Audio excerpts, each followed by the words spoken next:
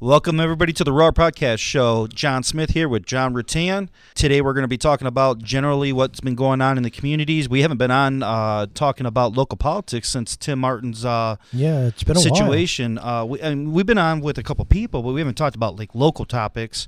And so today we'd like to talk about the village of North Adams. We talk about Adams Township. We might even get into Scipio if we can. We might even talk general things that are happening around the county. Yeah, talk about like obviously the video I put on with Fred Fowler. The assault and battery? Yeah.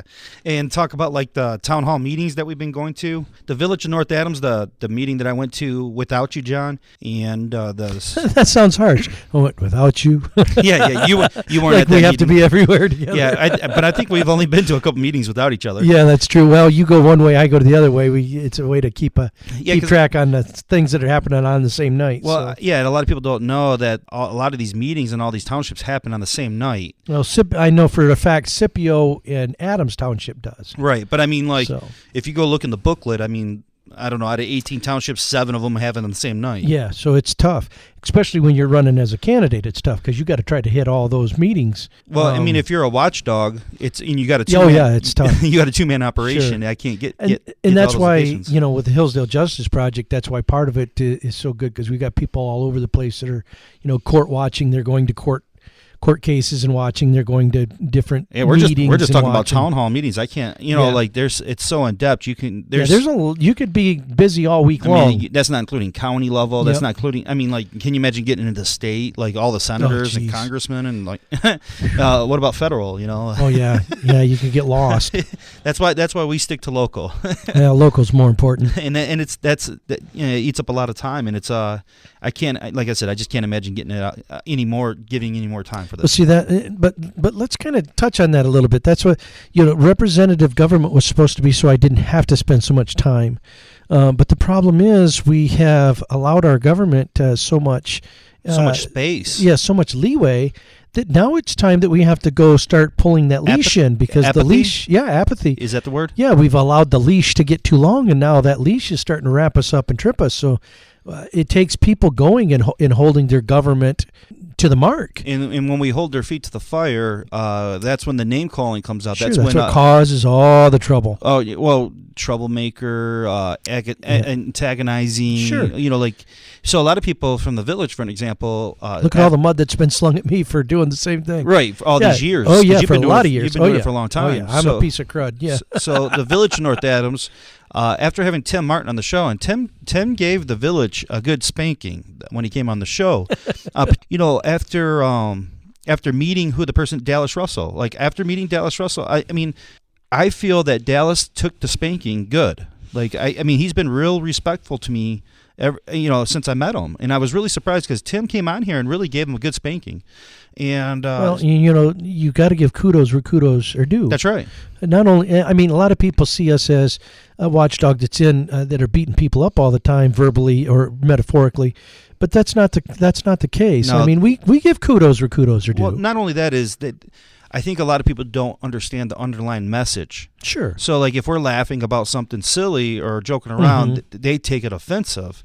Yeah. It's almost – this is something I was talking to my wife about is Hillsdale County is supposed to be a conservative county, which is it's not. And when I say it's not, what I mean by conservative is financially it's not. It is in name only. It's not in practice. Yeah, they hijacked the word. Yeah. Kind of like Republican. Like the word Republican. Yeah, exactly. Yeah.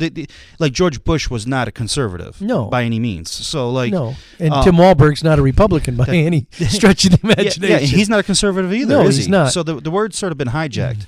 But so we have this community that is supposed to be Republican or conservative, but they have the emotions of a liberal still. Sure. So I see, like, particularly in the village. They've got a real. They're really heavy on the progressive ideology. Maybe not liberal, but progressive. I don't even think they know that. I think that this is most kind of people the don't norm. understand the difference between progressive and liberalism. Right. Well, I think they've been born this way. Right. I think this is what we're born into, the society that we're born into. So we'll watch these like 10-second clips on Facebook or on YouTube of conservatives or Republicans making fun of liberals, and as we're siding with the Republicans, I'm speaking generally here. Yeah, generally. So you'll get someone say in the Village of North Adams, they'll side with the Republican and laugh at the liberal crying about something, like getting emotionally high strung. But when real world practical something happens to them, in real world, they're in the driver's seat of crying because it hurt their feelings. that's right. So they do the same thing. Yeah. So that's kind of hypocritical, right? They're hypocrites. Well, so after having Tim on the show, I went to the Village of North Adams, their town hall meeting. Now I did record it. I didn't post it on Facebook. I didn't know what I was getting into. I didn't know the situation. It was your first time. It was my first time going there. I didn't yeah. know these people. I didn't know that there was like a disdain for the R.O.A.R podcast show. I didn't know. No, come on.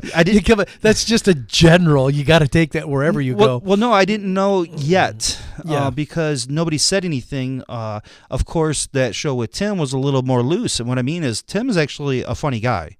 Yeah, I mean, we took some comedic liberties with it. Yeah, and of a horrible situation. And well, also on top of it, Tim spanking the Village for their dropping the ball, so they took offense to that comedic level. They felt that we disrespected them, and so so be it. I didn't, and it really wasn't meant as disrespect to them as in when.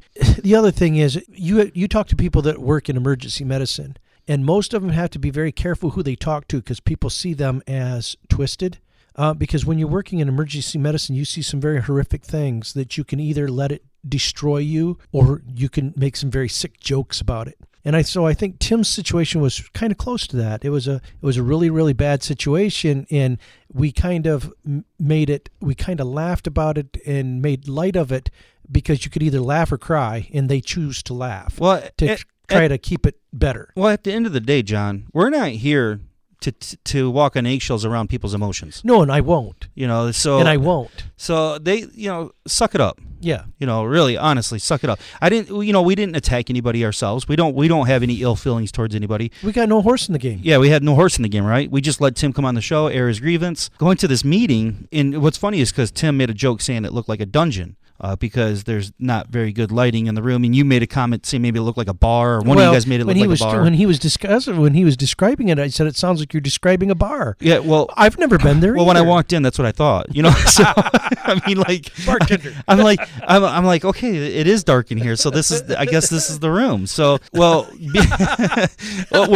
is the room.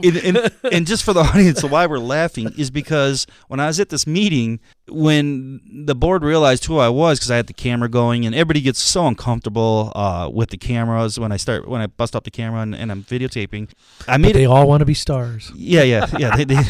They want to be stars, but they don't want to be on camera. Right. But so in the middle of their meeting, because they allow people the public comment, which is kind of cool. Like they interact with the public a little bit, which is pretty cool. I like when townships do that. It's dangerous for them, but it's very good for them. Yeah, it makes them more transparent. I think that's great. I think makes them real people. So, but in the middle of the commenting, they asked me to say who I was. So I told them who I was. And then Richard Beach stood up. That's their president, because they have a president over there. And I think they have 7 members. I think that's what it was. Altogether with the president, I think, altogether they have 7. I knew it was more than a regular township. Yeah. But Rick stood up, and he was like, I think because his name's Richard Beach in the book, but a lot of people call him Rick. So, but he stood up. I think he goes by Rick, yeah. Yeah. So he stood up, and before I even knew anybody, but he's like, "Are you the gentleman that called my room a cave?" And it caught me off guard. I didn't know how to respond because I wasn't even thinking about our show. I wasn't even thinking about like what Tim was talking about. In fact, a lot of times when we air these shows and stuff, I forget what we talk about. Well, not only that, it was so insignificant. Yeah, that it wasn't even an issue to us. This guy's fire department failed to respond to a fire. Yeah, and his concern was the dim lighting. Yeah, and we talked about his dim lighting. So like and there's been a couple. I'm sorry. sorry. I mean, you couldn't write something. Well, like is that this. not something like a liberal would say? Well, that's something that a powder puff would say. Yeah, a snowflake. Yeah, a right? snowflake. They would be triggered on something stupid rather than the real issue of, hey, a guy's house just burnt down and it took you 30 minutes to get one guy in a truck 2 miles. I think we should be more concerned about that. And they're offended that like now they're under the microscope, you know. Well, hey, everybody gets their 15 minutes of fame, right? So after the meeting, I walk up and I'm kind of talking to. Well, first and foremost, I go up and shake Dallas's hand because I wanted to give him a chance to come on the show. Yeah. Because Tim came on the show and aired his grievance. Obviously, we don't fact check everybody or anything. We just let them come on and do their thing. We don't have to fact check because we're letting people tell their story. It's not that we endorse the story. It's just we're giving the platform for them to tell their story. And that goes for everybody. And everybody is welcome. Yeah, we don't turn nobody away. No, there's never been anybody that's been turned away. Yeah, in fact, people are running from us. Yeah, we can't catch people and drag them in. So I shake Dallas' hand, told him he'd come on the show, and I know I told him that I knew that he was in a mess and he probably couldn't come on the show because of the attorney, but I just wanted to extend the courtesy to have him come on the show. And that's when I think his name's Alan or whatever, they're another board member over there. He's like, "Are you the one that said that that nobody's talking to you and that we talk with marbles or something?" I was like, at that point I'm like, whatever, dude. Like, they're all offended by like these high emotions of silliness. Yeah. There's no real tangible reason why they would be upset. As they're just offended because they're on the show. It sounds like I'm sorry, but it's like a bunch of sixth graders. No, it very is. It very much is. Yeah, I mean, I haven't heard this kind of drama since the playground in sixth grade. I'm serious. It's just bad. It might be ninth grade, but no, it was sixth grade. And then this was about a month ago or so now.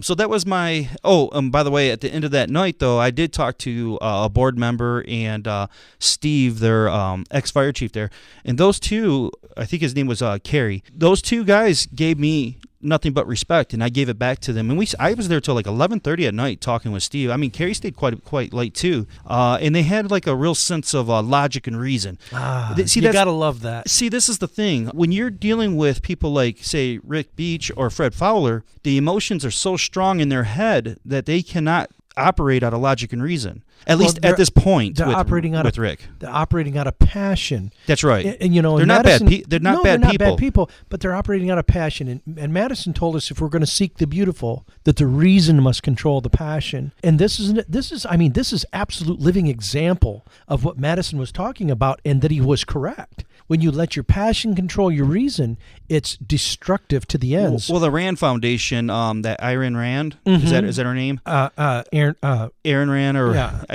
it's ARYN or something. I don't know, but Ayn Rand. Yeah. So, but objectivism, I think is the word. Mm-hmm. They talk a lot about logic and reason as well. Mm-hmm. It's really hard if you don't have reason, you don't have a logical talk. It's very hard to communicate emotionally. You're never going to get through to someone. You're always going to be offending them because they're working on an emotional level. But speech and reason is what makes us human and makes us different than the animals, makes us able to set up these societal groups and government. It is basically speech and reason. Those are the two big things. Yeah, so, at this time, Rick Beach was too emotionally high-strung to even communicate on a logical, normal, respectful level. It was nothing but, like, he doesn't understand, and is very standoffish and very emotional. It is very hard to talk to that gentleman, at this time, at least when I was in this particular meeting. Now, it's changed since then, and I'm going down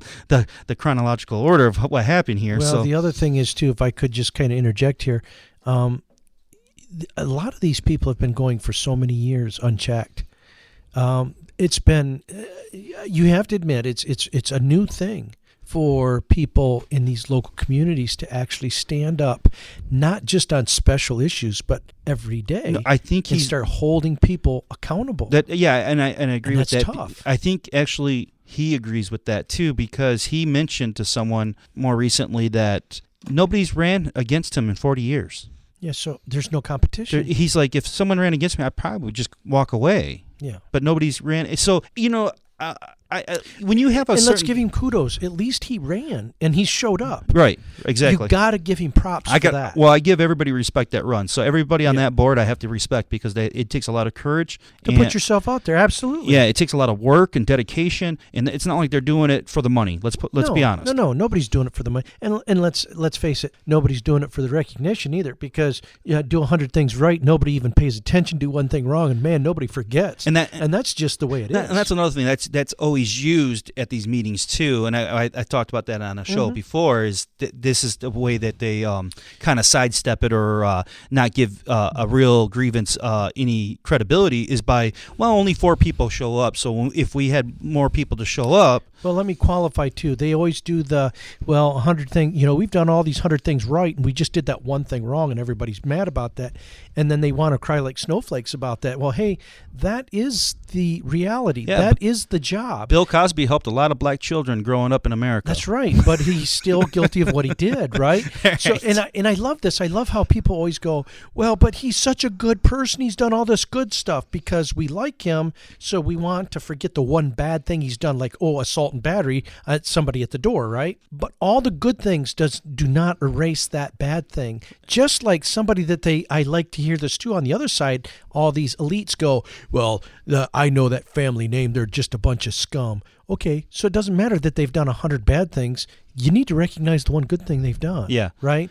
And we failed to do that because why? We operate out of passion and not reason. Well, the bad things can be forgiven, just not forgotten. That's all. Well, that's true. And the other thing is sometimes they need to be punished. That's just like, and let's get to one thing. I might be skipping into it here, but I'm gonna announce it right now. I have a lawsuit against Adams Township. I'm suing all 5 of the board for OMA violations. And details of that are at one meeting. I told them exactly where in the law that they were violating it. I told them where they could find it, how they could correct that issue, and I gave them every opportunity in the world to do that. Well, for the audience, so they know, what is OMA, John? OMA stands for the Open Meetings Act. And why is it important? It's important because if we allow government to do things secretively and quietly and behind the backs of the people, then what happens is it's despotic.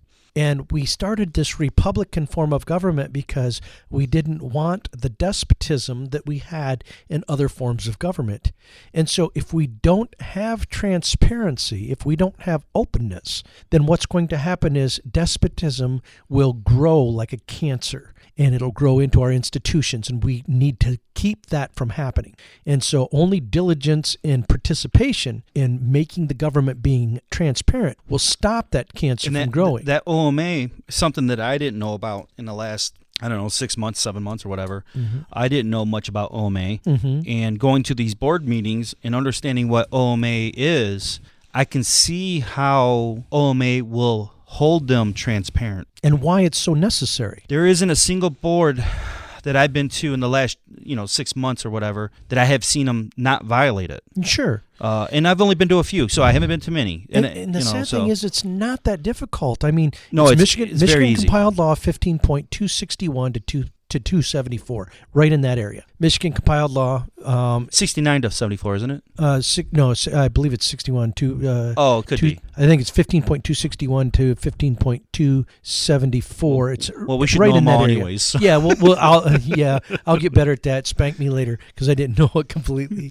But anyway, it's there, and it's pretty simple. And I found that if you're humble about it, you can't go wrong with OMA. No, OMA gets violated is when people become prideful about when someone's telling them that they're violating the rule. In going to these meetings, and I've had this happen to me. This happened in Scipio Township, for an example. Mm-hmm. I was addressing, and I got it wrong because I told them they got to post the agenda, mm-hmm. Which they don't have to post the agenda. They have to post the date and time of the meetings. Post the meeting. Right. So, like here, I'm telling them actually something that's slightly wrong. But either way, they're still wrong. So, but when I told them, because, again, when you pull up the cameras, everybody's got this different demeanor on them. Yeah. And so when I got they put their game face on. Yeah, the game face is on, right? And they're like a snobbish towards me. Prideful. Prideful, exactly. So when I brought their Scipio to their attention about the OMA, instantly Spencer, their township supervisor, was instantly defensive. Now, be honest with you, I think Spencer and I communicate respectfully all the time. So it's not on that level. When the camera's off, he's respectful and I'm respectful back. But when I brought it to his attention, I get the laugh and like the snootiness, and I'm like, look, I'm not saying that you're violating OMA as a threat. Yeah, I'm letting you know that you're violating it. And we're not saying that to beat you up and call you dumb. Right.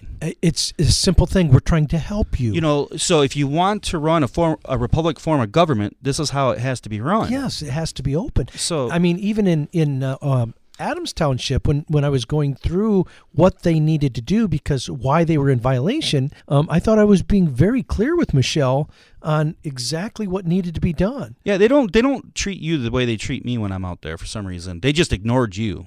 Well, they I wish I would have got just some ignorance. I always get the tunes and wanting to fight. And well, I don't know. I always thought it was just my family. Well, you did lead into where I was going to go next. Was the day that they did get served. That was the meeting they got served, wasn't it? That first meeting. Yeah. Let's just kind of lead up to that real quick. So what I did was I filed lawsuit on them because now the reason why I did is because a lot of people are going, this is you're going to be seen as a sewer, and I said, well, people already see me as a sewer, an SEWER. Yeah, I'm not worried about my appearance. So I'm not even worried about it. But the thing is, it's just like anything else because there's another lawsuit that's getting ready to be filed that I'm filing on an ex-member of the city board for the same reason. What happens is when we go in there and we tell them, look, you're wrong, you're violating this because of this, instead of them being humble and saying, okay, just let's take a look at it and see, let's work our way through it. Show me what you're talking about. And let's fix this so that we're all on the same sheet of music. Instead, they're like, we are the overlords and you are the slaves, and you'll mind your place.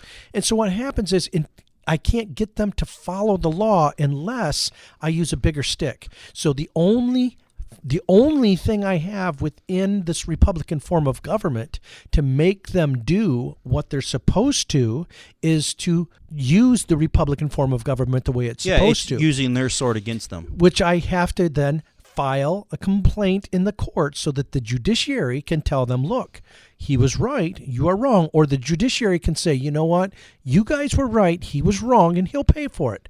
But either way, it finally sorts it out so that there's a force on them to do what is right. And it's only in the idea of getting it right. Now, one of the things I do want to say on the air right now is that they can be fined $500 a piece. That's $2,500. I'm not doing it for the money. I'm not. Because if I am awarded that in the court, every bit of that's going to go to a nonprofit. Every penny. I do not want a penny of it. Yeah, we talked about building up a defense fund for nonprofit for people right. that need it against tyranny of the local government. That's right. My only concern is that they start listening to their constituents and instead of treating them with pride, treat them with humility. Yeah. We all need to be humble to one another. I think they're out there. There's just not many of them. There's just not many. That's correct. They also, what comes with that pride is the shield from two things, I think. One being, three things technically. One being democracy, right? Absolutely. They're shielded because 51% of the people voted them in, so they got that pride that, 51% of the people are going to vote me in again. Well, even Tim Wahlberg made that argument. He said he could do that with 218 votes by virtue that he was put there by the people. That's a democracy. And just so our audience knows, he said that he could do whatever he wants because he has the vote of the people. That is straight democracy. Yeah, and you can see that on a video that was posted. He did that on August 1st of 2016. Yeah, so that's our congressman saying he could do whatever he wants because he has the vote of the people. I bet a lot of the majority of those people voting for him don't realize that's a progressive ideology. Well, he can't do that. And if we use Article 1, Section 8, Clause 1 through 17. If we used his own sword to slay him with, we would probably be able to have a lot of lawsuits on him too. Well, my concern is he is one of the top-rated Republicans in a conservative, and he's supposed to understand our Republican form of government and the Constitution, and yet he forgot about the limitations put on him by Article 1, Section 8, Clause 1 through 17, and went to a progressive ideology of direct democracy that because the masses put him there, that somehow he had a mandate to do whatever he wanted to. See, a lot of people don't know that your government is there to protect the minority from the masses. It's there to protect the rights, the individual rights. That's right. They're the shield from them, and it's not a popular position a lot of times. Well, Madison said that the ends of government is justice. The only reason we can deduce from that, the only reason for government is to protect life, liberty, and property. Yeah, that justice. is it. That's the only reason. So also they're shielded not only by democracy, but they're shielded by two other organizations, one being the MTA. Yes, that's a horrible. They're shielded by MTA. They're also shielded by attorneys. Yes. So the color of the state, right? Well, so that yeah. they feel that they could probably go home and beat their dog and be protected by the state. That's because they've been on the board for so long. Rick's been there forever. Well, let's discuss this just a little bit too. We had a board that actually violated the OMA with their lawyer sitting present right next to them. Well, before we even jump into that meeting, the first meeting we went That's to. true. They got served with their paperwork before the meeting started. Man, that was like crickets for the first 5 minutes. Oh, they were very pretending to down. read for 5 minutes. Yeah. Because they didn't read the first contracts when we went there on the other meetings. Yeah. You think they were reading this one? I was surprised that they read that one. Yeah, what was the statement that Patricia made? We never read those. We just change the prices on them and vote on them. So I guarantee they didn't read that paperwork. I know that's not funny, but it is funny. Well, if we didn't laugh, we would cry. Yeah, exactly. But there, a lot of people already know that they're actually under recall right now. Yes. So there's a group of people running against this group. In about a week and a half, they've got that. Yeah, hanging over their it's head. coming up real quick. Mm-hmm. On May 8th. So if you're in Adams Township or the Village North Adams, go vote. Let me make a correction. If you're Sure. anywhere in Hillsdale County, go vote on May 8th. Oh yeah, because there's other elections. That's right. There's millages. Go vote. Yeah, I don't know all the other scenarios, and we got like state people running and stuff. Sure. We got We need to. You need to get out there and vote. In my county, there's only one man I think running for county commissioner, so I think he's going to get it no matter what because there's only one dude running. Well, and isn't that a sad thing that we don't have any competition, especially with that one person? Because it really kind of bothers me how one board member from the county is stepping down, and as he's stepping down, he's slipping his own friend in there and advocating for his friend. I don't mind name dropping here at all. Let's finish up our Adams situation, Okay, and then we'll yes, jump into that yes. because that's getting off topic. I'm sorry. The first meeting they got served with paperwork that they're all being sued. Now they're being sued individually. They're not being sued. They're not going to be protected. It's not township money, and it's not a township lawyer. It's them individually, personally. So this is their own money. And the reason why is because when they had violated the OMA the next month, I stood up and I asked, and I told them, I said, "You're still in violation. Do you intend to go forward with this meeting?" And Fred Fowler went forward with it. Yeah, So they pretty much ignored you. Well, that made him intentionally violating the OMA, and then there wasn't another person that objected or brought up a motion to recess until they found out whether it was right or not. And this is because of that made them wrong. Well, with Adams Township, and this is the logical and reason thing that I'm thinking about in my head. I'm not thinking this on an emotional level. I'm thinking like you got Fred Fowler. He's in his 80s. Mm-hmm. He's been on the board for 14 years. Yep. You got Dwayne Chase. Mm-hmm. He's got to be almost the same age or close to the same age. I would say same generation, so real close to the same age. And I don't know how long he's been on the board. He's probably been on there for a minute. You got, and he's got, and let me say this about Dwayne. I think Dwayne's heart's in the right place. Oh yeah. I'm no doubt in my mind. He's a nice individual. He seems like a very nice guy. Yep. Then you got Patricia. She's Patricia Williams. Yep. She's the treasurer. She's been on the board for a long time. She took over Caswell's wife. She said she's been there for 41 years. She's been in the politic game there for a long time. Yeah. But she's got to be close to Fred's generation, Mm-hmm. and she says she takes her orders from Fred. Yeah, so she's the one that told you she thought her job was to pass whatever Fred wanted. Yeah, exactly. Passed. So she takes the marching orders from Fred, and be honest with you, Dwayne appears to take the marching orders from Fred too. They all have a tendency to look at Fred whenever a question comes up. The guy on the left, Larry, and I don't remember Larry Mayhew. Now he's the one that we know least about. We don't we don't know much about him. But he's probably in his 50s and getting into the 60 range. I would say he's probably in his 60s. Okay, and then But he seems to be, and I like Larry. I mean, he seems to be a very he's even, respectful. Yeah, when he's I a talk very to him, even-keeled so. person. Yeah. Seems like he's reasonable. Yeah, but he's quick to get out. Yeah, he doesn't say much. But I think for the most part, what I've seen of him is he is very reasonable. And then you got Michelle, which is more of my generation, in her 30s, or 40s. And I feel bad for her because most times she just feels like she just kind of looks like she's overwhelmed with what's happening. These people are taking their marching orders from the wrong dude. I think so. Is what I think is going on. They got the bad advice And from the an sad thing 84-year-old is man. there's some good people that are going to go down for following the Potentially, wrong... or potentially could. Yeah, for right? following the wrong band leader, Yeah, and I think that's what's going on here. I think... And I don't like to see that. I don't think Fred's a bad guy. I just think he's doing the wrong things now. Yeah. So it's time to go. go. And I think he's doing it out of the wrong reasons. Right. And I think he's set in his ways and angry about things. And I think it's time for him to just... I think it's time for Fred and his wife to retire and do the things that they've always wanted to do. Is that an excuse for these other people to be naive about it? Absolutely not. It's no excuse at all. I mean, we can talk about it that it's happening, but it's not an excuse. That's what I'm saying. Like, so should they get a free pass? No, ignorance is ignorance. Ignorance of the law is no defense. No, I hate that. I know you may hate it, but it's true. Ignorance of the policy, ignorance of the principle is not an excuse. Ignorance to logic and reason? But that's what I'm saying. Ignorance to the principle is no excuse. Just because you didn't know that you should treat others the way you want to be treated, you should know that you should. Yeah, like the rest of those members had no intent per se. They may not have had intent, but the thing is, you don't need to have intent to make the violations that they made. Sure. There's no intent if in that. It's just, and one thing about the O.M.A. is there's no leniency given to it. It is strictly written. And even the AG has written a paper to that says that has to be strictly construed. If you're a clumsy dude, they're not letting you in the Army.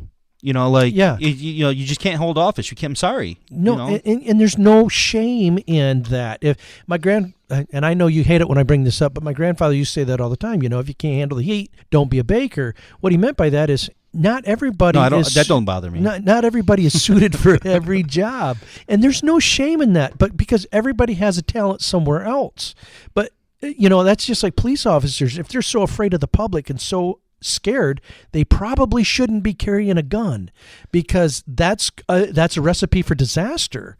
And so there's no shame in saying that they shouldn't do that job. Now, is there other jobs that they can do? Absolutely. So they went ahead and went on this meeting, and they got sued, obviously, and they got the paperwork, and they were quiet for 5-10 minutes, whatever it was. I can't remember. It was quite some time. It was dead silent for a while. Everybody in the room was kind of like wondering what's going on here? Except for the one lady off to the side. She's going, well, they must be reading something, because they just got that paper. That would have been the first time they read something. Yeah. But I think that's what shocked everybody. Well, actually, before that meeting started, this is actually I want to bring this up because all right. So when I walk into these places, I don't have my recording on, because usually it's uneventful, it's quiet, I'm the only one there. Well, you're not there to get the stuff beforehand. You're there to get the meeting. Right, I'm there to get the meeting. I'm not really there to videotape their conversations privately or anything of that nature. Yeah, we're not doing a behind-the-scenes tape. Although I'm probably going to have to start doing from that. here on out. So at this particular meeting, Fred actually approached me before the meeting started, and while you were setting your gear up. Yeah, because you were standing next to me, John. Yeah. And so Fred approaches me, and what Fred does, just so people know, is Fred's actually kind of like I think he's probably 6'1" now. But I bet he was 6'3" or something when he was a young adult. And he's kind of like a strong, hardy dude. Mm-hmm. And he's probably was strong and hardy growing up all his life. And he tries to use that as an intimidation. Yeah, thing. yeah. He what he does is he does a chest puff. Yeah. And if you know who I am, then you know that I'm not really intimidated by many guys or anything of that nature, and I'm not intimidated by Fred per se. But he got in my face, and he got loud, and I think he got loud because of his disability with his hearing. No. You're giving him too much credit. I was there. He got loud because he was angry. Yeah, well, he was angry. He was very angry, and he yelled that I was a backbiter. Now, if you don't know what a backbiter is actually a liar. Yeah. So he called me a liar, and the reason why he called me a liar was because we had a 3-hour conversation a few months ago while I was on his tractor, and I told him I'm not there to try to personally attack him. I'm there because I'm trying to protect other citizens from what he's doing on a government level. And I was always straightforward with him when I talked to him. So he was yelling at me that I'm a backbiter. And the reason why I'm a backbiter, in his opinion, is because when I went to Adams, or when I was making phone calls to Adams, the village of North Adams, I was making phone calls over to the village because the village people pay taxes. And these aren't the ones that sing, but go ahead. Yeah. The people that live in the village pay taxes for Fred's wage as a zoning administrator. Well, there's no zoning in the village. So Fred takes a payment from those people, but he doesn't give a service to those people. That's correct. Mm-hmm. So I was asking the people that were on the village board when I was making my phone calls, asking them why do they accept that? Why do they do that? Yeah, why do they do that? Do they get a refund? Now, if I could interject right here real quick. See, I don't think that Fred Fowler was calling you a liar. I think he was using the wrong word. I think what he was trying to call you was a backstabber. I think that's what he really meant. It's the same thing. Not quite. I think what he was saying was, here we had this relationship because you talked with me for 3 hours on my farm, and then you go and say this behind my back and make me look like I'm stealing, and that makes me angry. That's that's the reading between the lines. Well, that's what you got out of it. I got out of it is that he was calling me a liar. See, I didn't. What I got from it was, hey, we're buds. We talked for 3 hours, and then you go behind my back and say this. That could have been. Felt like he stabbed me in the back because I thought we were buds now, and that's kind of more what I thought he was talking, and that's why I think it got so emotional and angry. Personal, yeah. So, I think that's why it got personal. So he got in my face and he called me a backbiter. And then he repeated it several times. I don't know. I can't remember if it was 2 or 3. He didn't just repeat it. He growled it, and then he yelled it at your face. Yeah, about 8. He was about 8 to 10 inches away from you. Well, no, he was closer than that. He was in my face. Oh, yeah. Well, I could almost feel his chest. Yeah. So he's in my face. Well, that was at the doorway. Yeah, at the doorway, right. So I kept my cool, and but I think it was probably about 3 or 4. He called me backbiter. I was like, all right, Fred, you call me a backbiter, I'm going to call you a fucking thief. And I used the foul language.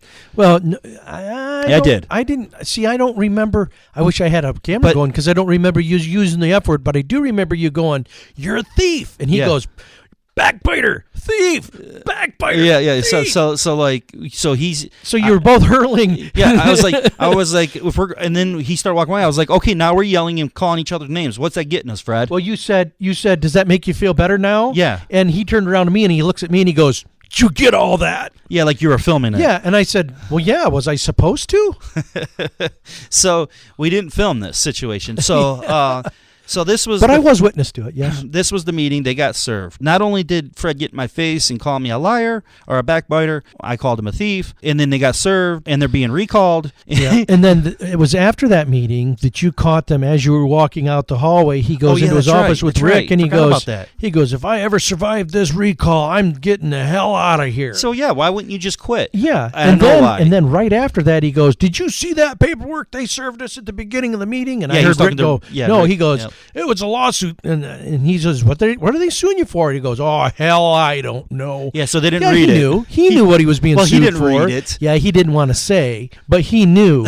And so this is what brought us up to the very next special meeting in which he assaulted you. Okay, so the next meeting here is a special meeting because what they're doing is they're going over their contract for the fire department over in the village. Because of the situation that happened with Tim Martin with his house burned down. And because of the hold harmless clause in paragraph 7 of the contract, in which the village and the fire department are to be held harmless by the township and anybody else for any failures. I don't hate on them for that. I would have that in my contract too. No, that's true. But see, this is where, when that was brought up, this is where Patricia went, well, we never read those contracts. Yeah. We just change the price and vote on it every year.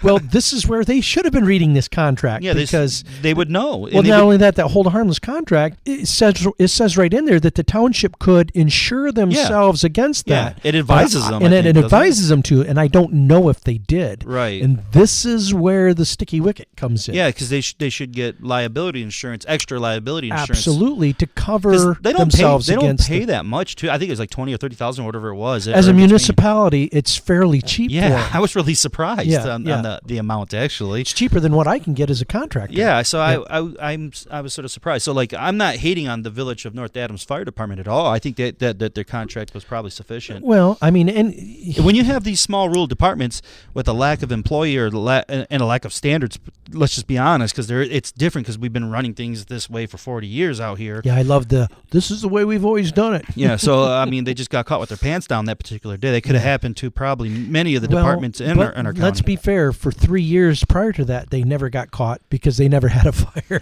Well, I mean, it sucks, you know. It's a bad situation, and so now it needs reviewing, and it does. Yeah, and this doesn't make it a bad department. It doesn't mean that we should throw the baby out with the bathwater. No, not at all. But it is something that needs to be discussed and talked about. And if it requires like an overhaul or something of that, that's fine. Then let's get her done. Let's do it. Yeah, get her done. Let's figure it out. Obviously, that happened in Moscow. I'm not comparing the two because I really don't know. No, I don't know what. I'm not a firefighter. And each department is going to have its own specific idiosyncrasies. And before we even get into that, because there's obviously topics that we were going to talk about with the fire department tonight.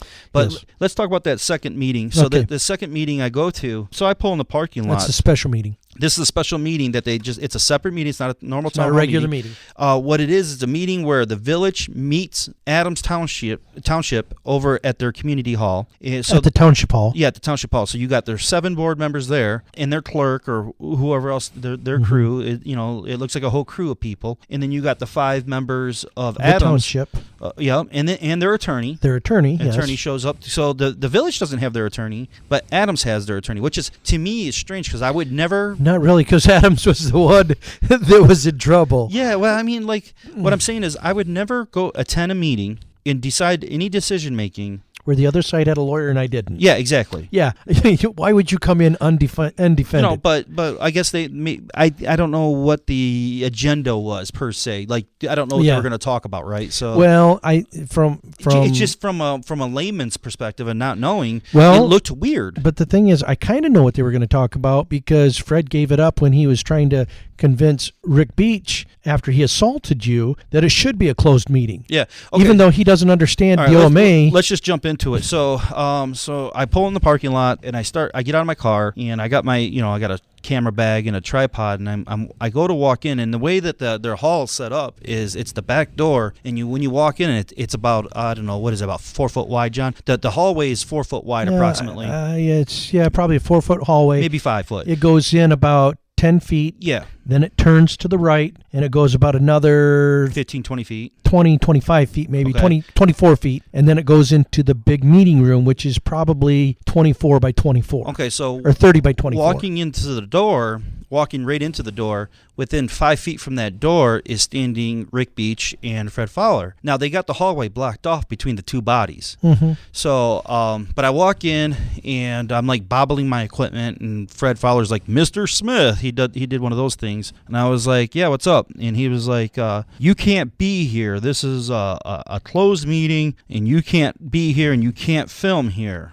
And I was like, no, I know this is open meeting. So I started laughing. Yes, I can film. Yeah, I started laughing because, I'm like... Yeah, this is ridiculous. It caught me off guard. Well, you know what's funny, John? Is you were looking for Rod Sterling, weren't you? Well, obviously... Well, John, I already told you that it was kind of... I already knew something was going to happen. I just had this intuition because, as a young adult, I got in trouble, so I can't carry a gun, right? So put a pocket knife in my pocket early in the night before I left for the meeting. My wife's like, what are you doing? I was like, well, I am going to hostile territory. Like, it's getting more hostile. Fred's attitude and getting more personal every time I've gone now. And he's been violating your personal space. That's right. Every time. He's escalating the situation at He this never point. put hands hands on you up until that night. Right. But he had violated your personal space. So I was kind of like, well, I don't know what I'm going to get into. And ironically, this is what happened. So, I get regardless. So I get in the hallway there, and